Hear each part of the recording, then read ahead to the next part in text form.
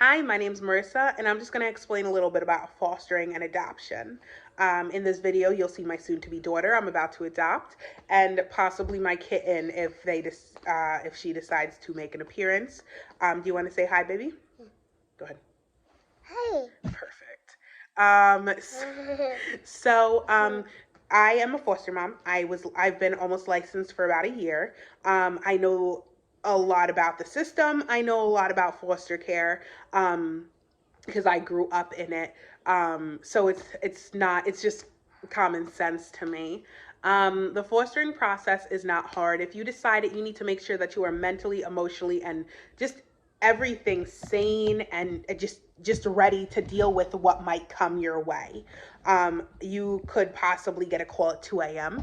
You could get a call at 7 p.m. You could get a call that you don't even know is your child before you even, you know. Um, it's just a very stressful time being a foster parent, and you have to know your limits. A lot of the times kids come into your home and they might say, hey, they're golden, everything's fine, and then a few months down the road you find out they have a slew of health problems, and you're the one that needs to take care of it because you said, I want this child, I'm going to love this child unconditionally, and that's that. um, and that happened to be the case here, but that is confidential. But it is what it is.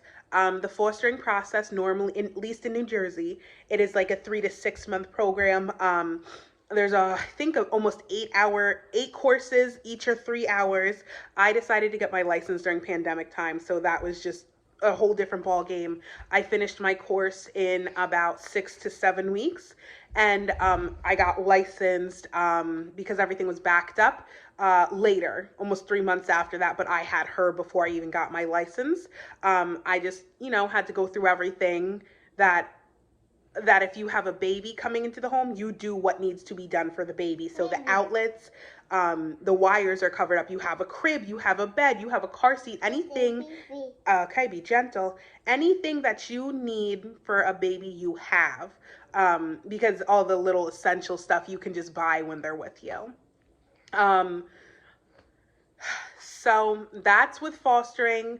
There are so many different options for fostering. You can foster to adopt, you can foster to just foster, or you could just be an adoption home. You could be a respite. They call you if a kid needs I don't know, their adoptive families or their foster families going on like a vacation and they don't want to bring the baby. You need to watch it for like 7 days. Or you could be an emergency placement home. I have a 2 month old who was just dropped at the train station and we need to find a home quickly for the baby. That could be you. And the placement could go from 2 days, it could go 7 days, it could go 5 years. It doesn't matter.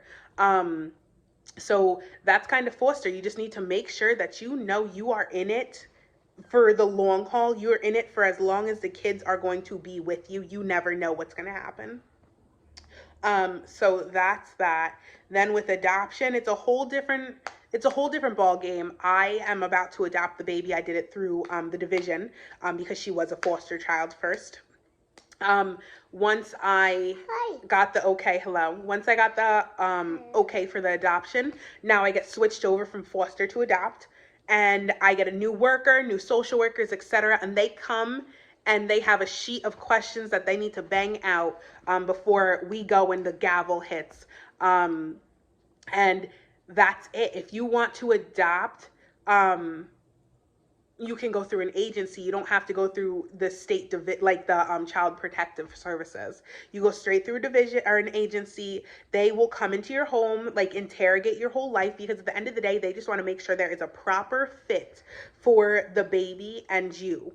Because you might say, I want a 5-year old, but not every 5-year old's going to fit your busy household. If you're active and you're doing this and you're doing that and you get an obese 5-year old, that's not going to help you. So it's almost like you want to foster to adopt because at least you have a longer time with the baby or the child to know if it's going to be a proper fit. And that's almost sounds horrible. It's like almost like I don't even know. It's like playing a game. Is this child going to be okay? Is this child really going to be okay with my family in the long run? And then if it's not, then what? You move it to the next family, and sometimes that's a little that's a lot, but you just keep it going. But if you want to foster to adopt, or if you want to adopt, it's definitely rewarding, because you know that there is a child who is no longer on the streets, no longer in a bad home, no longer anywhere, but in your care, your safety. You're doing awesome. You know, like, you're doing God's work, and that's what matters. And that's all I have to say.